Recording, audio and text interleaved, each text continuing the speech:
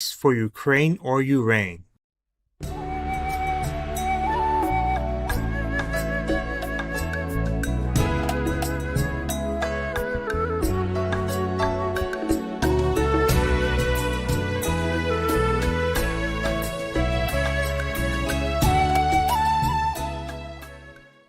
So now we know the Bible and the Buddhist Sutra spoke of the same thing.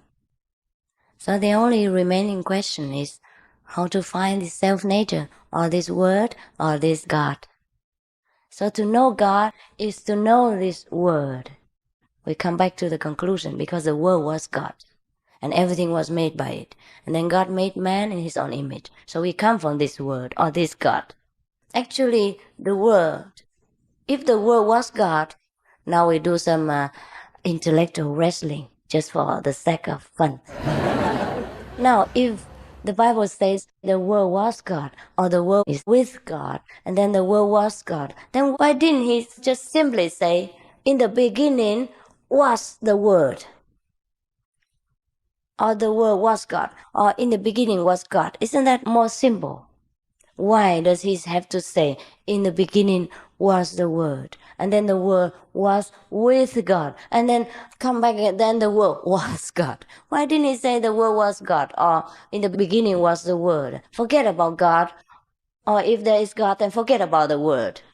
What is the complication for? Who knows? Please raise your hand. Do you know? Before the vibration God was void. Yeah, that's good. You enlightened. 1 point for you. An A for you. In America, A is good. Yeah. Okay. Oh, thank God. Otherwise, I make trouble. Yeah. Therefore, we learn from Buddhism as that they also say in the beginning there was nothing, non-existence, and then also we learn it from the Tao Te Ching. In Taoism, it also says in the beginning there was nothing, only Tao. And then the Ming, the name came. A name that is a vibration. The word. In the West, we say the word, and maybe in Chinese at that time they say the name. So the difference between the language makes us confused and make other religions separate and fight each other. This is a pity. We should not do so. And in the beginning, there was only God, or we call the love ocean, and there's nothing at all. No vibration, no light, no darkness, no thinking, no moving. And then the movement arose. That is the word, the vibration. And then everything became created. So actually, the word isn't God, but the word is God. Without God, there is no word, no sound. And without sound, we don't know God. That is what it is. Probably that's what it means. Just like the ocean, if there are no waves, it seems not like an ocean, but a big pool, a peaceful lake. Yeah, because the lake is peaceful and there are no waves. So the oceans have waves. We all know that. And the waves arise from the ocean, but the ocean actually has no waves. Is it clear? And also the same thing with all things in the ocean. The fish people, the squid people, yeah, and all the living beings and the non-living beings in the ocean also arise from the ocean. Is it not so? The temperature, the movement in the earth, and the combination of the oceans, the atmosphere, temperature, and movement make all things become existent in the ocean. But they are ocean-born. So similarly, the vibration arises in God's blissful ocean of mercy and love. And then all things combined with the force of nature. There are two forces then that arise. Any movement will kind of create a force. or two forces. One is the pro and one is contra. So we call in Chinese yin and yang. And we call it in Western terminology negativity and positivity. And so this negativity and positivity, when they are mixed together or somehow integrated with each other, then they create the third thing. And that's how all things came into existence. I don't know if I am going too far. It's just like electricity. There are two poles. One is negative, one is positive. And when the plus and the minus are put together, then it has power. It's what we call electric power. And then it starts all movements, or light and everything else we need. Actually, electricity is neither positive nor negative. But without positive, without negative, we have no electricity. And so, the same with all things. God is neither good nor bad. He is only an ocean of indifference and love.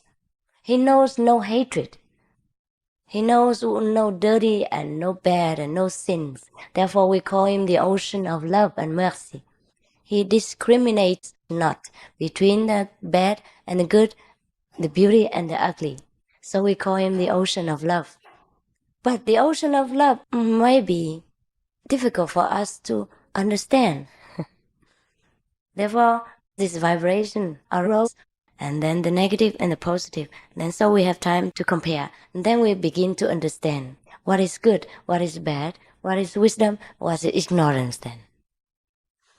But it is fun, no? It's fun. If there are no opposite forces, then probably we always be in ignorance. We cannot appreciate God's love and mercy. So it also has some purpose. There is another theory in Buddhism. People believe that there is no God. So the Catholic people call the Buddhists atheists. Is that the right word for it? Meaning non-believers, pagans. Huh? No, the Buddhists deny that they are atheists. They say, of course they don't believe in God, but they believe in Buddha. So both of them are fighting desperately, intellectually. I think the Buddha meant, when he said there is no God, he didn't mean to believe in a non-God. He only meant that there is no personal God, a one who sits there and says, you are bad, you are good, and punishes this one and gives reward to that one. But what he meant is the ocean of love and mercy, which has no name. And the name which you cannot name is a real name. So actually all the countries, in different countries, people, enlightened people are speaking in a different fashion. And so the unenlightened people are easy to get into confusion. Besides, there is a big mechanism of priestcraft. Unenlightened priests and priestcraft, which scare people into all kinds of things in order to catch the devotees for their own selfish motive or their own desire and thirst for power and fame, and that's the only reason. If they were all enlightened, then they could respect all kinds of religious scriptures and understand how to go inside and get themselves in contact with God and then know all things without having to refer to the language. That is what Lao Tzu called knowing without knowledge. And then he also say, the wise are similar to the ignorant. Anybody understand this? Why is that you become so wise and then you look like an ignorant? You know? Anyone knows? I give you $5. $10? No? Priceless answers. Nobody knows. Yes. Oh, behind you is first. So maybe, yeah, that's you. That's you. I'm sorry, he's first. Yeah. Because they shouldn't why that really why why does not say anything to show his why because so people forget it. Yeah. I got it. I got your idea. He means that the wise one knows that the stupid one would never agree with him anyhow. Is it not so? Yeah, because he's doing things and seeing things so differently. So he does expect the stupid ones to understand him. Therefore, whatever the stupid ones say, the wise man says, yeah, maybe like that. Okay, you carry on. Is it not so? Yeah, this is similar like that. And do you have any different ideas? I thought it could mean that the more you learn, the more you study, the least you really, less you really realize from that.